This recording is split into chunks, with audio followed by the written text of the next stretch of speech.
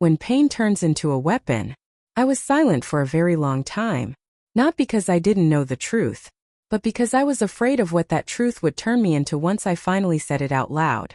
People like to say that time heals, that silence calms wounds, that if you don't touch the pain it will eventually fade. They are wrong. Silence doesn't heal. Silence grows. It settles inside you slowly, quietly, until one day you realize it has taken over your voice, your thoughts, your sleep, until you no longer remember who you were before it. I am a woman. I am a mother. And these words used to mean warmth, safety, life. Now they feel heavy, like something I failed to live up to. I had a son. I still stumble over those words, because every instinct in me screams to say have. But reality doesn't bend to instincts. My son was 7 years old. He had a laugh that came suddenly like a spark. One moment quiet, the next bursting into sound, surprising even himself. He loved cereal for dinner and hated socks with seams. He believed that broken toys could feel pain, and that the moon followed us home because it liked our family. Every night before bed, he asked me the same question. Mom, will you wake me up if I have a bad dream? And every night I answered, always. That promise is the one that hurts the most. He loved to draw. Not houses or cars like other kids. He drew suns. Always suns. Big ones. Small ones. Smiling ones. Sad ones. He once told me the sun was alive, that it watched people all day and cried at night because it saw too much. I laughed and told him he had a beautiful imagination. Now I wonder if he was talking about himself. The last drawing he made is still burned into my memory. A sun in the corner. Very small. And beneath it, tiny stick figures. One of them darker than the others. I didn't understand it then. The day the police came, everything felt wrong from the moment I woke up. The air was heavy. The apartment was too quiet. I remember noticing the drawing on the fridge. I remember thinking I should finally replace it with a newer one. I didn't. The knock on the door wasn't loud. Didn't need to be. Something in me already knew. They spoke gently, carefully choosing words.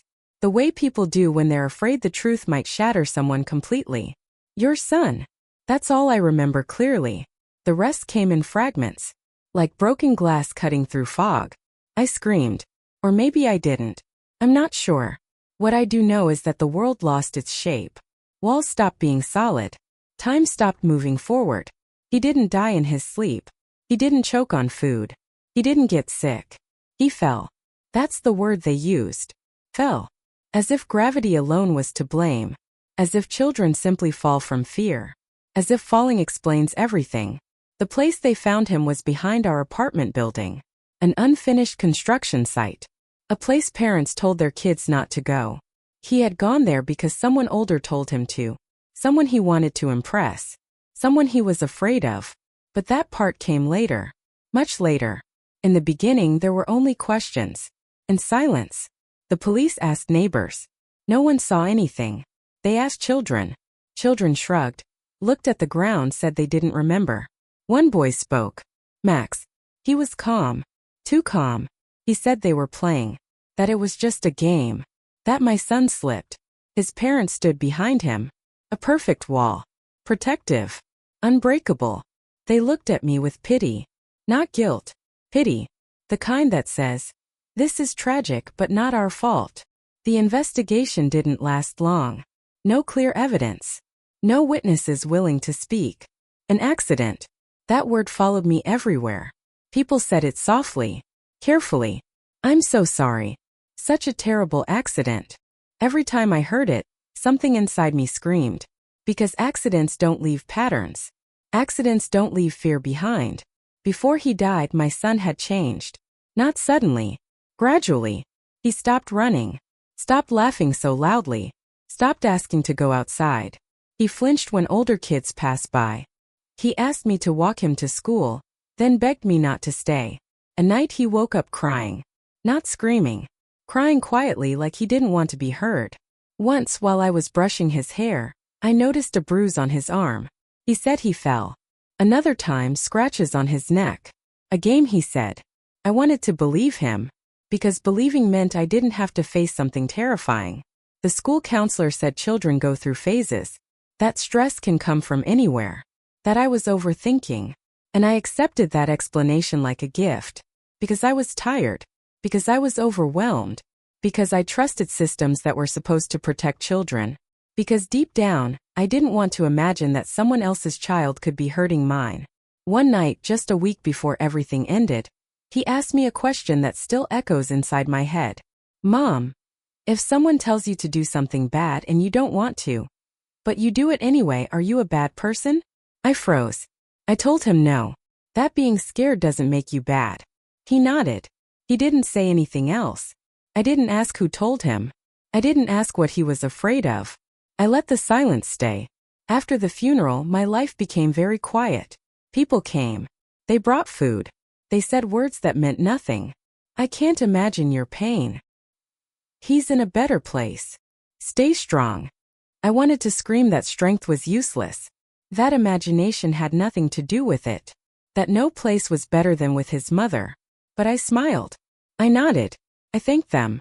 At night, when the apartment emptied, the truth grew louder. I replayed memories. Every sign I ignored. Every moment I chose comfort over fear. Guilt is a cruel companion. It doesn't shout. It whispers. If only you had. You should have. Why didn't you? Weeks passed. One day a woman knocked on my door. She looked nervous. She kept glancing behind her. Her son was in my son's class. She didn't come inside. She spoke quickly. My boy. He said your son was scared of Max, very scared. I felt my legs weaken. She told me more. About pushing. About insults. About threats. About how Max liked to test how far he could go. And the teachers? I asked. She looked away. They said boys will be boys. After she left, I sat on the floor for a long time. The picture became clearer. And more horrifying. I started talking to other parents. Carefully. Quietly. Some refused to speak. Some denied everything. Some cried. Children told stories in fragments. Whispers. Half sentences. They were afraid. Not just of Max. But of being next. I realized something that made my stomach turn. My son didn't fall. He was pushed. Not necessarily with hands. But with fear. With pressure. With humiliation. And the adults around us, myself included, allowed it. I went to the school. I demanded answers. They gave me policies. Regulations. Excuses. There were no formal complaints. We had no reason to suspect. I wanted to tear the walls down. Finally, I went to Max's mother. I rehearsed the conversation 100 times. I told myself I would stay calm. That anger wouldn't help. She invited me in. Offered tea. Her house was warm. Lived in. Normal. I told her everything. What I knew. What I suspected. What children had said. She listened politely. Then she smiled. My son is not a monster, she said. Children exaggerate. You're grieving. That was when I understood. She didn't want the truth. She wanted peace. And peace for her meant my silence. Something inside me snapped. Not loudly. Quietly. Like a thread breaking. I left without another word. That night I opened my laptop. I gathered everything. Messages from parents. Screenshots. Dates. Times. I didn't embellish. I didn't threaten. I wrote the truth. I pressed publish. The response was immediate. People shared it. Commented. Argued. Some supported me. Some accused me. You're ruining a child's life. You're acting out of grief. You're cruel. The school called. The parents called. The police reopened the case. Everything that had been silent became loud. Max stopped coming to school. His parents stopped answering messages. Rumors spread. Facts spread. The father lost his job. The company said it was about reputation. The mother stopped appearing in public. Their younger child was pulled out of activities. People whispered. I watched it all unfold with numbness. This was the part people call revenge. But revenge feels nothing like movies make it seem. There was no satisfaction. No relief. Only emptiness. At night I still lay awake staring at the ceiling. My son didn't come back. No punishment could bring him back. Sometimes I imagined confronting Max again. Looking into his eyes. But then I remembered he was also a child. A child shaped by silence. Protected by denial. And that thought scared me more than anger ever could.